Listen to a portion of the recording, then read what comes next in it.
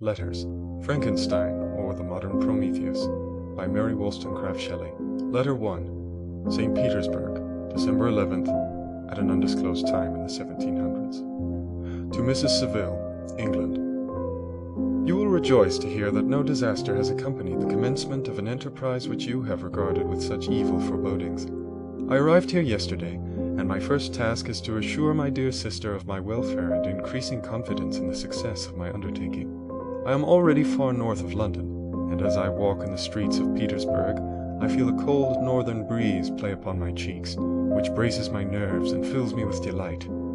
Do you understand this feeling? This breeze, which has traveled from the regions towards which I am advancing, gives me a foretaste of those icy climes. Inspirited by this wind of promise, my daydreams become more fervent and vivid. I try in vain to be persuaded that the pole is the seat of frost and desolation. It ever presents itself to my imagination as the region of beauty and delight. There, Margaret, the sun is forever visible, its broad disk just skirting the horizon and diffusing a perpetual splendor. There, for with your leave, my sister, I will put some trust in preceding navigators. There snow and frost are banished, and, sailing over a calm sea, we may be wafted to a land surpassing in wonders and in beauty every region hitherto discovered on the habitable globe. Its productions and features may be without example, as the phenomena of the heavenly bodies undoubtedly are in these undiscovered solitudes. What may not be expected in a country of eternal light? I may there discover the wondrous power which attracts the needle, and may regulate 1,000 celestial observations that require only this voyage to render their seeming eccentricities consistent forever. I shall satiate my ardent curiosity with the sight of a part of the world never before visited, and may tread a land never before imprinted by the foot of man. These are my enticements, and they are sufficient to conquer all fear of danger or death, and to induce me to commence this laborious voyage with the joy a child feels when he embarks in a little boat with his holiday mates on an expedition of discovery up his native river. But, supposing all these conjectures to be false, you cannot contest the inestimable benefit which I shall confer on all mankind, the last generation, by discovering a passage near the pole to these countries, to reach which at present so many months are requisite, or by ascertaining the secret of the magnet, which, if at all possible, can only be effected by an undertaking such as mine. These reflections have dispelled the agitation with which I began my letter, and I feel my heart glow with an enthusiasm which elevates me to heaven, for nothing contributes so much to tranquilize the mind as a steady purpose, a point on which the soul may fix its intellectual eye. This expedition has been the favorite dream of my early years. I have read with ardor the accounts of the various voyages which have been made in the prospect of arriving at the North Pacific Ocean, through the seas which surround the pole. You may remember that a history of all the voyages made for purposes of discovery composed the whole of our good Uncle Thomas' library. My education was neglected, yet I was passionately fond of reading. These volumes were my study day and night, and my familiarity with them increased that regret which I had felt as a child on learning that my father's dying injunction had forbidden my uncle to allow me to embark in a seafaring life. These visions faded when I perused for the first time those poets whose effusions entranced my soul and lifted it to heaven. I also became a poet, and for 1 year lived in a paradise of my own creation. I imagined that I might also obtain a niche in the temple where the names of Homer and Shakespeare are consecrated. You are well acquainted with my failure and how heavily I bore the disappointment, but just at that time I inherited the fortune of my cousin, and my thoughts were turned into the channel of their earlier bent. 6 years have passed since I resolved on my present undertaking. I can, even now, remember the hour from which I dedicated myself to this great enterprise. I commenced by inuring my body to hardship. I accompanied the whale fishers on several expeditions to the North Sea. I voluntarily endured cold, famine, thirst, and want of sleep. I often worked harder than the common sailors during the day, and devoted my nights to the study of mathematics, the theory of medicine, and those branches of physical science from which a naval adventurer might derive the greatest practical advantage. Twice I actually hired myself as an undermate in a Greenland whaler, and acquitted myself to admiration. I must own I felt a little proud when my captain offered me the second dignity in the vessel and entreated me to remain with the greatest earnestness, so valuable did he consider my services. And now, my dear Margaret, do I not deserve to accomplish some great purpose? My life might have been passed in ease and luxury, but I preferred glory to every enticement that wealth placed in my path. Oh, that some encouraging voice would answer in the affirmative! My courage and my resolution is firm, but my hopes fluctuate, and my spirits are often depressed. I am about to proceed on a long and difficult voyage, the emergencies of which will demand all my fortitude. I am required not only to raise the spirits of others, but sometimes to sustain my own when theirs are failing. This is the most favorable period for traveling in Russia. They fly quickly over the snow in their sledges, the motion is pleasant, and in my opinion far more agreeable than that of an English stagecoach.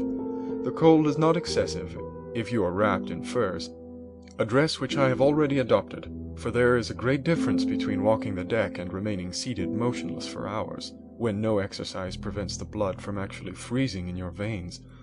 I have no ambition to lose my life on the post road between St. Petersburg and Archangel. I shall depart for the latter town in a fortnight or 3 weeks, and my intention is to hire a ship there, which can easily be done by paying the insurance for the owner, and to engage as many sailors as I think necessary among those who are accustomed to the whale fishing.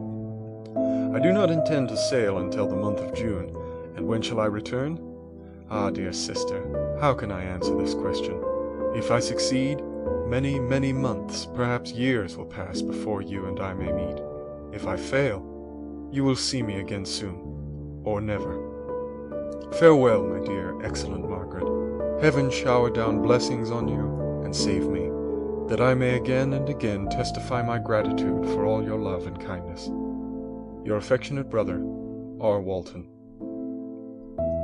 Letter 2. Archangel, 28th March, at an undisclosed time in the 1700s. To Mrs. Seville, England. How slowly the time passes here, encompassed as I am by frost and snow. Yet a second step is taken towards my enterprise. I have hired a vessel and am occupied in collecting my sailors. Those whom I have already engaged appear to be men on whom I can depend, and are certainly possessed of dauntless courage.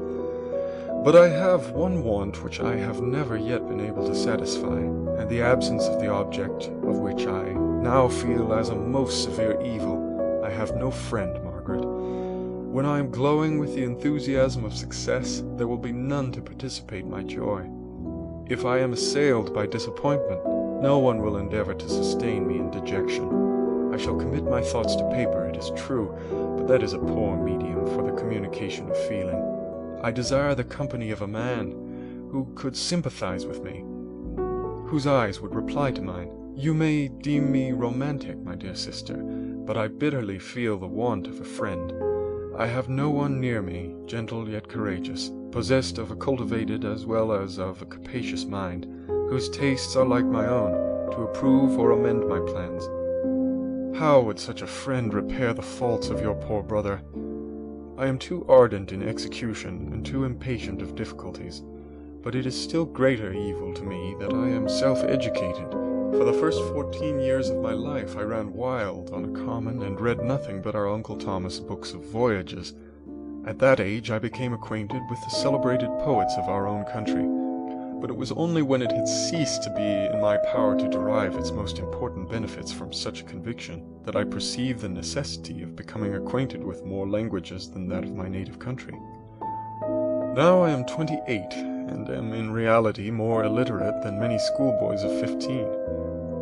It is true that I have thought more, and that my daydreams are more extended and magnificent, but they want, as the painters call it, keeping, and I greatly need a friend who would have sense enough not to despise me as a romantic, and affection enough for me to endeavor to regulate my mind. Well, these are useless complaints. I shall certainly find no friend on the wide ocean, nor even here in Archangel, among merchants and seamen. Yet some feelings, unallied to the dross of human nature, beat even these rugged bosoms. My lieutenant, for instance, is a man of wonderful courage and enterprise. He is madly desirous of glory, or rather, to word my phrase more characteristically, of advancement in his profession. He is an Englishman, and in the midst of national and professional prejudices, unsoftened by cultivation, retains some of the noblest endowments of humanity. I first became acquainted with him on board a whale vessel. Finding that he was unemployed in this city, I easily engaged him to assist in my enterprise. The master is a person of excellent disposition, and is remarkable in the ship for his gentleness and the mildness of his discipline. This circumstance, added to his well-known integrity and dauntless courage, made me very desirous to engage him. A youth passed in solitude, my best years spent under your gentle and feminine fosterage, has so refined the groundwork of my character that I cannot overcome an intense distaste to the usual brutality exercised on board ship. I have never believed it to be necessary, and when I heard of a mariner equally noted for his kindliness of heart and the respect and obedience paid to him by his crew, I felt myself peculiarly fortunate in being able to secure his services. I heard of him first in rather a romantic manner, from a lady who owes to him the happiness of her life. This, briefly, is his story. Some years ago he loved a Russian lady of moderate fortune, and having amassed a considerable sum of prize money, the father of the girl consented to the match. He saw his mistress once before the destined ceremony, but she was bathed in tears, and throwing herself at his feet, entreated him to spare her, confessing at the same time that she loved another, but that he was poor, and that her father would never consent to the union. My generous friend reassured the suppliant, and on being informed of the name of her lover, instantly abandoned his pursuit. He had already bought a farm with his money, on which he had designed to pass the remainder of his life, but he bestowed the whole on his rival, together with the remains of his prize money to purchase stock, and then himself solicited the young woman's father to consent to her marriage with her lover. But the old man decidedly refused, thinking himself bound in honor to my friend, who, when he found the father inexorable, quitted his country, nor returned until he heard that his former mistress was married according to her inclinations. What a noble fellow, you will exclaim. He is so, but then he is wholly uneducated. He is as silent as a Turk, and a kind of ignorant carelessness attends him, which, while it renders his conduct the more astonishing, detracts from the interest and sympathy which otherwise he would command.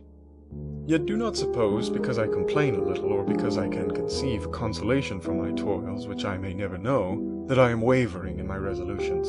Those are fixed as fate, and my voyage is only now delayed until the weather shall permit my embarkation.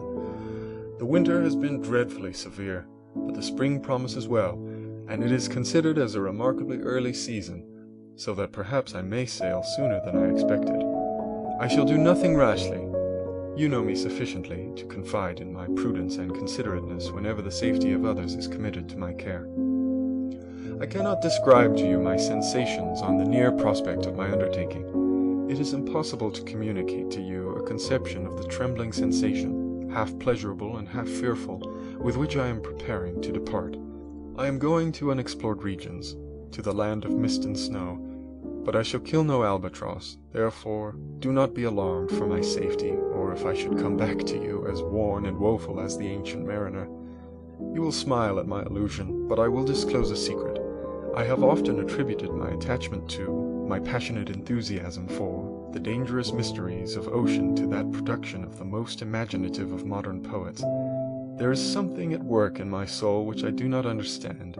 I am practically industrious, painstaking, a workman to execute with perseverance and labor, but besides this there is a love for the marvelous, a belief in the marvelous, intertwined in all my projects, which hurries me out of the common pathways of men, even to the wild sea and unvisited regions I am about to explore. But to return to dearer considerations. Shall I meet you again, after having traversed immense seas and returned by the most southern cape of Africa or America? I dare not expect such success, yet I cannot bear to look on the reverse of the picture. Continue for the present to write to me, by every opportunity. I may receive your letters on some occasions when I need them most to support my spirits. I love you very tenderly. Remember me with affection, should you never hear from me again. Your affectionate brother, Robert Walton. Letter 3, July 7th, at an undisclosed time in the 1700s. To Mrs. Saville, England. My dear sister, I write a few lines in haste to say that I am safe and well advanced on my voyage. This letter will reach England by a merchantman, now on its homeward voyage from Archangel, more fortunate than I, who may not see my native land perhaps for many years. I am, however, in good spirits. My men are bold and apparently firm of purpose. Nor do the floating sheets of ice that continually pass us, indicating the dangers of the region towards which we are advancing, appear to dismay them.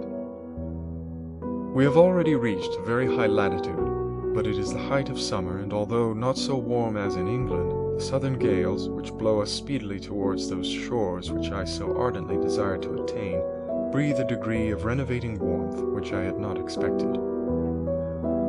No incidents have hitherto befallen us that would make a figure in a letter. One or two stiff gales and the springing of a leak are accidents which experienced navigators scarcely remember to record, and I shall be well content if nothing worse should happen to us during our voyage. Adieu, my dear Margaret. Be assured that for my own sake, as well as yours, I will not rashly encounter danger. I will be cool, persevering, and prudent. But success shall crown my endeavors. Wherefore not? Thus far I have gone, tracing a secure way over the pathless seas, the very stars themselves being witnesses and testimonies of my triumph. Why not still proceed over the untamed yet obedient element? What can stop the determined heart and resolved will of man? My swelling heart involuntarily pours itself out thus, but I must finish. Heaven bless my beloved sister. R.W. Letter 4. August 5th, at an undisclosed time in the 1700s. To Mrs. Saville, England. So strange an accident has happened to us that I cannot forbear recording it, although it is very probable that you will see me before these papers can come into your possession. Last Monday, July 31st, we were nearly surrounded by ice, which closed in the ship on all sides, scarcely leaving her the sea room in which she floated. Our situation was somewhat dangerous, especially as we were compassed round by a very thick fog. We accordingly laid to, hoping that some change would take place in the atmosphere and weather. About 2 o'clock, the mist cleared away, and we beheld, stretched out in every direction, vast and irregular plains of ice, which seemed to have no end. Some of my comrades groaned, and my own mind began to grow watchful with anxious thoughts, when a strange sight suddenly attracted our attention and diverted our solicitude from our own situation. We perceived a low carriage, fixed on a sledge and drawn by dogs, pass on towards the north. At the distance of a half-mile, a being which had the shape of a man, but apparently of gigantic stature, sat in the sledge and guided the dogs. We watched the rapid progress of the traveler with our telescopes until he was lost among the distant inequalities of the ice. This appearance excited our unqualified wonder. We were, as we believed, many hundred miles from any land, but this apparition seemed to denote that it was not, in reality, so distant as we had supposed. Shut in, however, by the ice, it was impossible to follow his track, which we had observed with the greatest attention.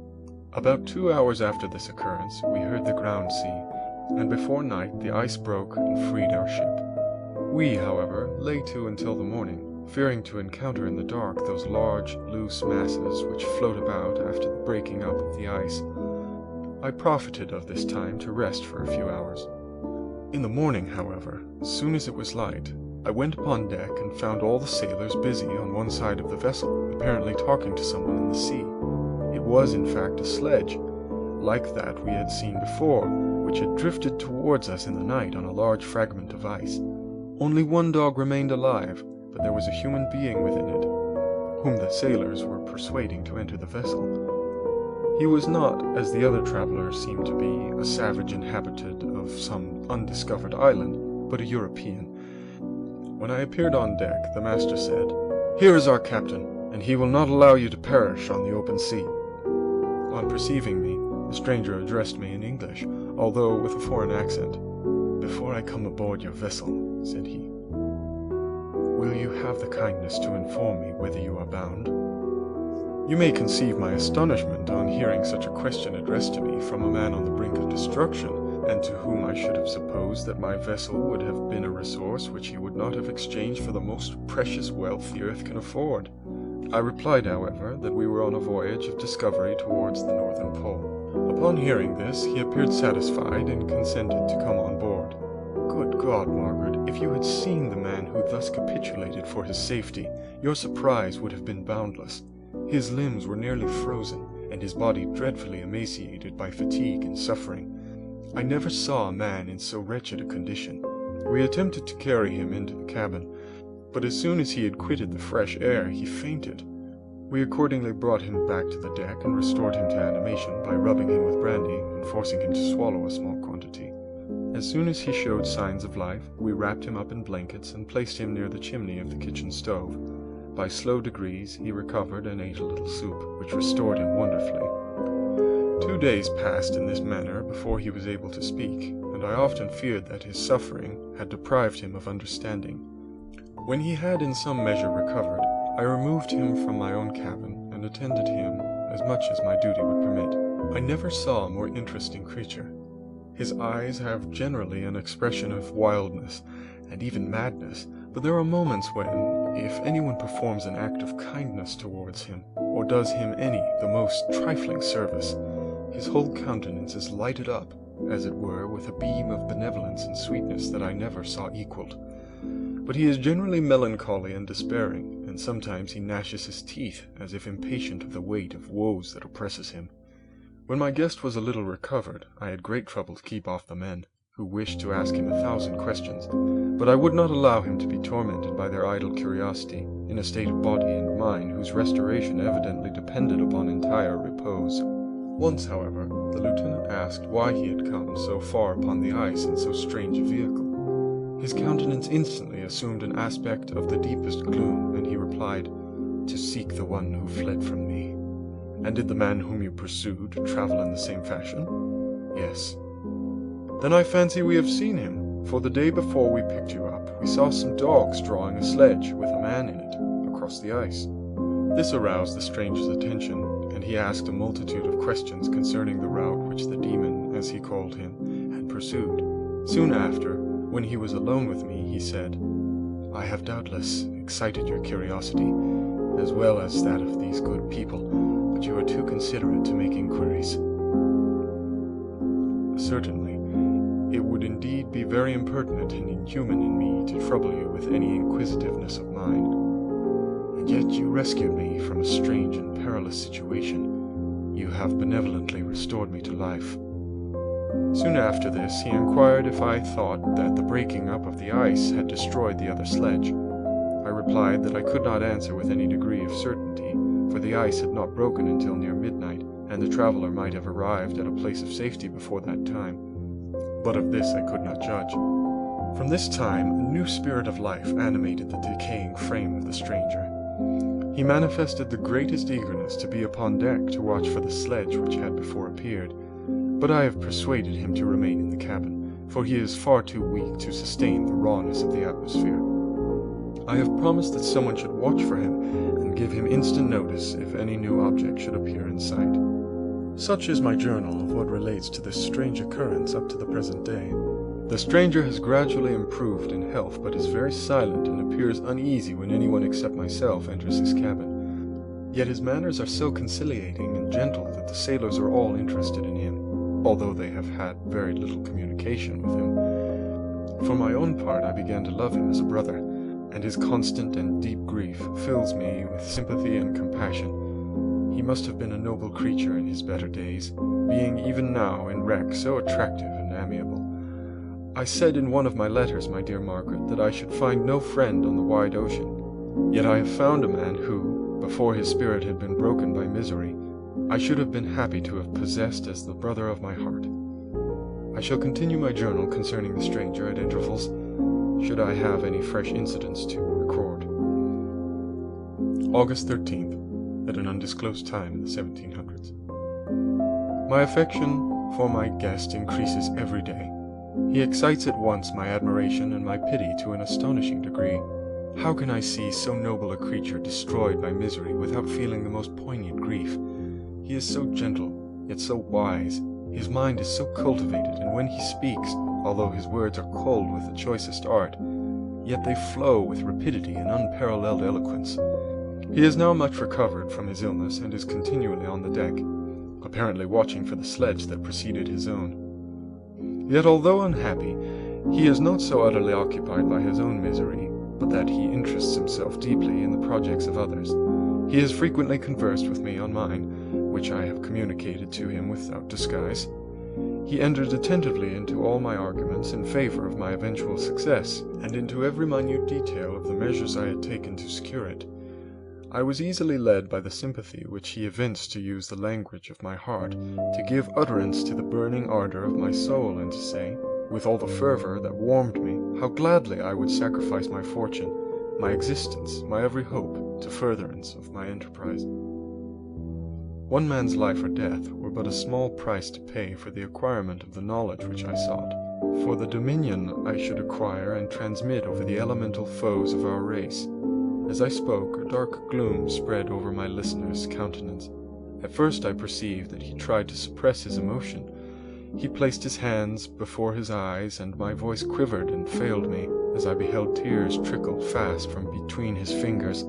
A groan burst from his heaving breast. I paused. At length he spoke in broken accents.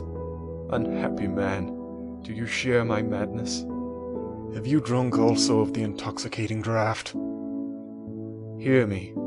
Let me reveal my tale, and you will dash the cup from your lips." Such words, you may imagine, strongly excited my curiosity, but the paroxysm of grief that had seized the stranger overcame his weakened powers, and many hours of repose and tranquil conversation were necessary to restore his composure. Having conquered the violence of his feelings, he appeared to despise himself for being the slave of passion and quelling the dark tyranny of despair. He led me again to converse concerning myself personally. He asked me the history of my earlier years. The tale was quickly told, but it awakened various trains of reflection. I spoke of my desire of finding a friend, of my thirst for a more intimate sympathy with a fellow mind than had ever fallen to my lot, and expressed my conviction that a man could boast of little happiness who did not enjoy this blessing. "I agree with you," replied the stranger. "We are unfashioned creatures, but half made up. If one wiser, better, dearer than ourselves, such a friend ought to be, do not lend his aid to perfectionate our weak and faulty natures. I once had a friend, the most noble of human creatures, and I am entitled, therefore, to judge respecting friendship. You have hope and the world before you, and have no cause for despair, but I have lost everything and cannot begin life anew." As he said this, his countenance became expressive of a calm, settled grief that touched me to the heart, but he was silent and presently retired to his cabin. Even broken in spirit as he is, no one can feel more deeply than he does the beauties of nature. The starry sky, the sea, and every sight afforded by these wonderful regions seem still to have the power of elevating his soul from earth. Such a man has double existence. He may suffer misery and be overwhelmed by disappointments, yet when he is retired into himself, he will be like a celestial spirit that has a halo around him, within whose circle no grief or folly ventures. Will you smile at the enthusiasm I express concerning this divine wanderer? You would not if you saw him. You have been tutored and refined by books and retirement from the world, and you are therefore somewhat fastidious. But this only renders you the more fit to appreciate the extraordinary merits of this wonderful man. Sometimes I have endeavored to discover what quality it is that he possesses that elevates him so immeasurably above any other person I ever knew. I believe it to be an intuitive discernment, a quick but never failing power of judgment, a penetration into the causes of things, unequaled for clearness and precision. Add to this a facility of expression and a voice whose varied intonations are soul-subduing music. August 19th, at an undisclosed time in the 1700s. Yesterday the stranger said to me, "You may easily perceive, Captain Walton, that I have suffered great and unparalleled misfortunes. I had determined at one time that the memory of these evils should die with me, but you have won me to alter my determination. You seek for knowledge and wisdom as I once did. and I ardently hope that the gratification of your wishes may not be a serpent to sting you, as mine has been. I do not know that the relation of my disasters will be useful to you, yet when I reflect that you are pursuing the same course, exposing yourself to the same dangers which have rendered me what I am, I imagine that you may deduce an apt moral from my tale, one that may direct you if you succeed in your undertaking and console you in case of failure. Prepare to hear of occurrences which are usually deemed marvelous. Were we among the tamer scenes of nature, I might fear to encounter your unbelief, perhaps your ridicule, but many things will appear possible in these wild and mysterious regions which would provoke the laughter of those unacquainted with the ever-varied powers of nature. Nor can I doubt but that my tale conveys in its series internal evidence of the truth of the events of which it is composed. You may easily imagine that I was much gratified by the offered communication, yet I could not endure that he should renew his grief by a recital of his misfortunes. I felt the greatest eagerness to hear the promised narrative, partly from curiosity and partly from a strong desire to ameliorate his fate if it were in my power. I expressed these feelings in my answer. "I thank you," he replied, "for your sympathy, but it is useless. My fate is nearly fulfilled. I wait but for one event, and then I shall repose in peace. I understand your feeling," continued he, perceiving that I wished to interrupt him, "but you are mistaken, my friend, if thus you will allow me to name you. Nothing can alter my destiny. Listen to my history, and you will perceive how irrevocably it is determined." He then told me that he would commence his narrative the next day when I should be at leisure. This promise drew from me the warmest thanks. I have resolved every night, when I am not imperatively occupied by my duties, to record, as nearly as possible in his own words, what he has related during the day. If I should be engaged, I will at least make notes. This manuscript will doubtless afford you the greatest pleasure, but to me, who know him, and who hear it from his own lips, with what interest and sympathy shall I read it in some future day? Even now, as I commence my task, his full-toned voice swells in my ears, his lustrous eyes dwell on me with all their melancholy sweetness. I see his thin hand raised in animation, while the lineaments of his face are irradiated by the soul within. Strange and harrowing must be his story, frightful the storm which embraced the gallant vessel on its course and wrecked it thus. End of Letters.